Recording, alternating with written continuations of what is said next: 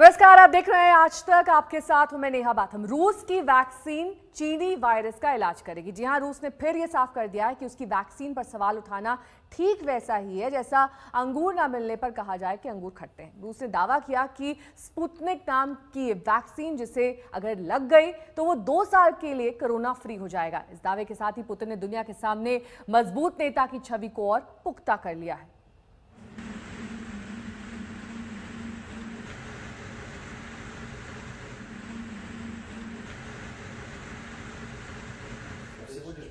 Для организма этот белок, он чужеродный.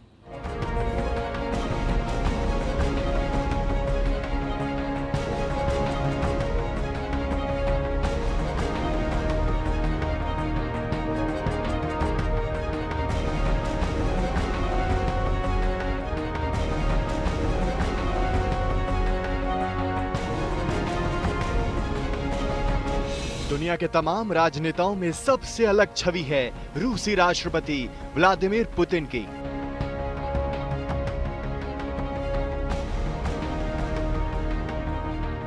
रूसी खुफिया agency KGB के एजेंट से राष्ट्रपति पद तक पहुंचने वाले पुतिन का व्यक्तित्व किसी रहस्य से कम नहीं।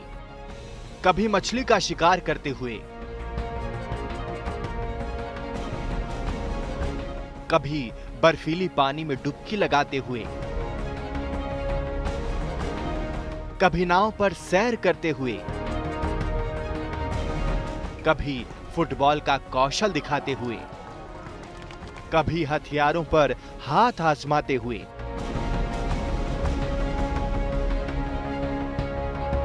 पुतिन का अंदाज हमेशा निराला रहा है। उनकी यही निराली और मजबूत छवि उस वक्त नजर आई जब उन्होंने ये दावा कर पूरी दुनिया को चौंका दिया कि रूस ने कोविड-19 से बचाव के लिए कोरोना का पहला टीका तैयार कर लिया है। अपने पहले उपग्रह स्पुतनिक के नाम से पुतिन ने इस वैक्सीन के नाम का ऐलान भी कर दिया। उन्होंने ये कहकर सबको चौंका दिया कि इस वैक्सीन का डोज उनकी बेटी को दिया जा चुका है और टीका मानव प्रयोग के लिए पूरी तरह सुरक्षित है। Температура была у нее 38, на следующий день 37 с небольшим, и все. После второго укола, второй прививки тоже температура немного поднялась, ну и все, сошла потом на нет. Чувствует себя хорошо и титры высокие. रूस के राष्ट्रपति व्लादिमीर पुतिन ने कोविड वैक्सीन का नाम स्पुतनिक वी रखा है और इसी के साथ उनकी छवि एक मजबूत नेता के तौर पर फिर से उभरी है। व्लादिमीर पुतिन ने अपनी बेटी को ये टीका दिया है और इससे ये सिद्ध किया है कि उनकी खुद के परिवार से ज़्यादा उनके लिए रूसी लोग मायने रखते हैं। व्लादिमीर पुतिन दुनिया भर के बाकी नेताओं से काफ़ी अलग हैं। रूस के राष्ट्रपति बनने से पहले व्लादिमीर केजीबी में थे। अगर आप इंटरनेट पे सर्च करें तो व्लादिमीर पुतिन की कई तस्वीरें आपके सामने आएंगी, कभी पायलट के रूप में, कभी तैराक के रूप में, कभी सैनिक के रूप में। अपनी छवि के मुताबिक पुतिन ने वैक्सीन की होड़ में आगे निकलने का ऐलान तो कर दिया, लेकिन उनके लिए ये किसी झटके से कम नहीं था कि कोविड-19 से परेशान दुनिया ने इसका स्वागत करने की जगह तमाम तरह के सवाल खड़े कर दिए। सवाल खड़ा करने वालों में सुपर पावर अमेरिका तो है ही, चीन और कोरोना काल में चीन परस्त की छवि बनाने वाले विश्व स्वास्थ्य संगठन ने भी रूस के दावे को एक तरह से खारिज कर दिया। Say that we are in a close contact with the Russian health authorities and discussions are ongoing with respect to possible WHO pre-qualification of the vaccine. But again, pre-qualification of any vaccine includes the rigorous review and assessment of all required safety and efficacy data. रूस के दावे पर सवाल करने वालों का कहना है कि रूस ने वैक्सीन के ट्रायल के दौरान के सेफ्टी डेटा अभी तक जारी नहीं किए हैं। इस वजह से दूसरे देशों के वैज्ञानिक ये नहीं देख पाए हैं कि रूस का दावा कितना सही है। आरोप है कि रूस ने ट्रायल को बाईपास किया। दुनिया के सामने ये साफ नहीं है कि रूस में सिर्फ दूसरा चरण पूरा हुआ है या तीनों चरण पूरे किए गए हैं। ये वैक्सीन सक्सेसफुल होती है और वो हमें क्रिटिकली देखना पड़ेगा कि वो सेफ़ है और इफ़ेक्टिव है। सेफ़ कि उससे कोई साइड इफ़ेक्ट ना हो और एफिकेसी हो कि उससे अच्छी इम्यूनिटी आ रही है और प्रोटेक्शन दे रही है।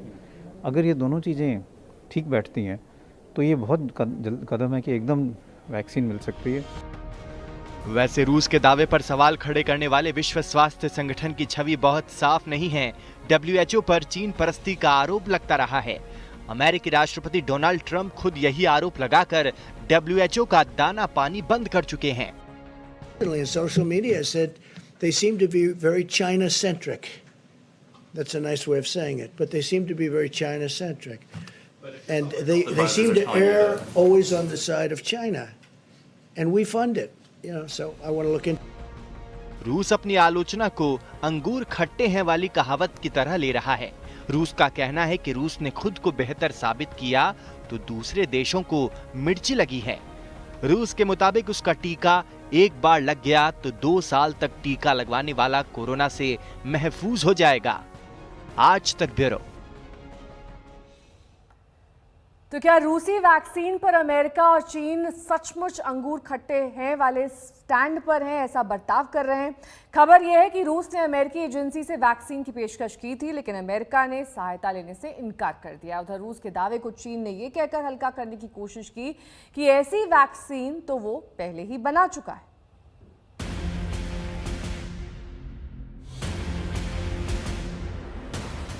दुनिया के 3 शीर्ष नेता अमेरिकी राष्ट्रपति डोनाल्ड ट्रंप, रूसी राष्ट्रपति व्लादिमीर पुतिन और चीनी राष्ट्रपति शी जिनपिंग।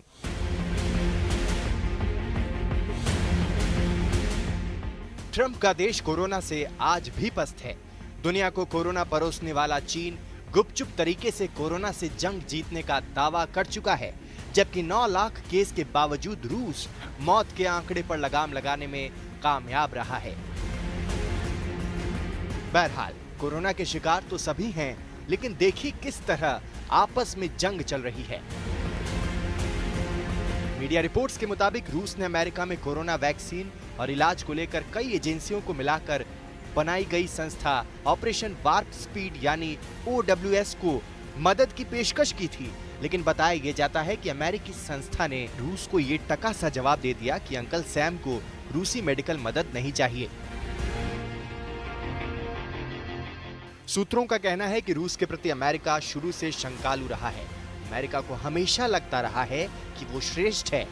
रूसी तकनीक, वैक्सीन, टेस्टिंग और ट्रीटमेंट को अमेरिका में लागू नहीं किया जा सकता। कोरोना पर रूसी मदद ठुकराने के अमेरिकी कदम को दोनों देशों के बीच हालिया तनाव से भी जोड़कर देखा जा रहा है। दोनों देशों के बीच ये तनाव पैदा हुआ एक खुफिया रिपोर्ट से, जिसके मुताबिक रूस पर आरोप है कि उसने तालिबान से जुड़े आतंकियों को अमेरिकी लोगों को मारने का ऑफर दिया था। इस खुलासे के बाद अमेरिकी विदेश मंत्री माइक पोम्पियो ने रूस को चेतावनी देते हुए कहा था कि अगर रूस अफगानिस्तान में अमेरिकी सैनिकों को मारने के लिए सुपारी देता है तो इसकी बड़ी कीमत चुकानी पड़ेगी। बहरहाल लौटते हैं कोरोना वैक्सीन पर। बेशक अमेरिका ने रूसी मदद को ठुकरा दिया, लेकिन वैक्सीन बनाने के पुतिन के दावे के बाद अमेरिकी अकड़ को चोट तगड़ी लगी है। लिहाजा अमेरिका ने वैक्सीन तैयार करने की रफ्तार तेज कर दी है और डोनाल्ड ट्रंप अमेरिकी लोगों के साथ वैक्सीन सुनिश्चित करने के लिए वैक्सीन बनाने वाली कंपनियों के साथ धड़ाधड़ करार कर रहे हैं। अमेरिका ने वैक्सीन बनाने वाली कंपनी मॉडर्ना इंक के साथ 10 करोड़ डोज का समझौता किया है। ये समझौते $1.5 बिलियन अमेरिकी डॉलर में हुआ है।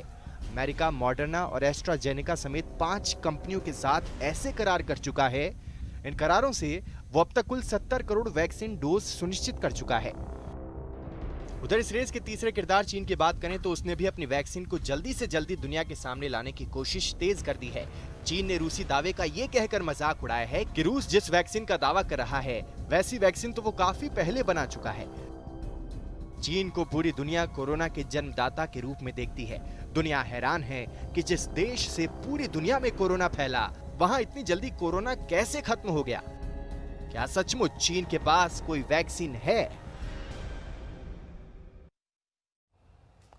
अब बात एक ऐतिहासिक समझौते की। यूएई और इजराइल ने दशकों पुरानी दुश्मनी भुलाकर एक ऐतिहासिक समझौता किया है। दरअसल इसके तहत इजराइल ने फिलिस्तीन के वेस्ट बैंक इलाके में अपनी दावेदारी छोड़ने को तैयार हो गया है। वहीं यूएई इजराइल से पूर्ण राजनयिक संबंध बहाल करने को राजी हुआ है। ऐसा करने वाला ये पहला खाड़ी देश बन चुका है। किन क्षेत्रों में डील हुई है ये हम आपको दिखा रहे हैं। डायरेक्ट फ्लाइट, दूरसंचार, ये वो तमाम एरियाज हैं जहां अब तक दोनों में किसी तरह की कोई डील नहीं हुई थी। सुरक्षा, राजदूत, दूतावास, इसको भी इस डील में शामिल किया गया है। पश्चिम एशिया में ट्रंप को मध्यस्थता के बाद इस तरह की ये ऐतिहासिक डील हुई है इजराइल और यूएई के बीच में।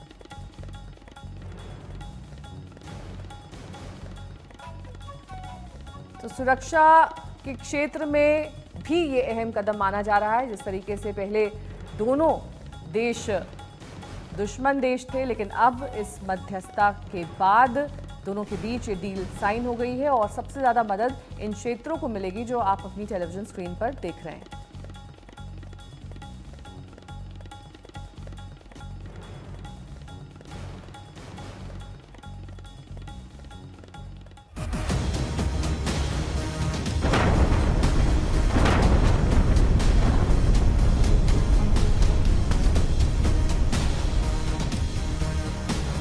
ये पश्चिम एशिया की शक्ति संतुलन बदलने की खबर है। ये ईरान और उसके दोस्त चीन के होश उड़ाने वाली खबर है।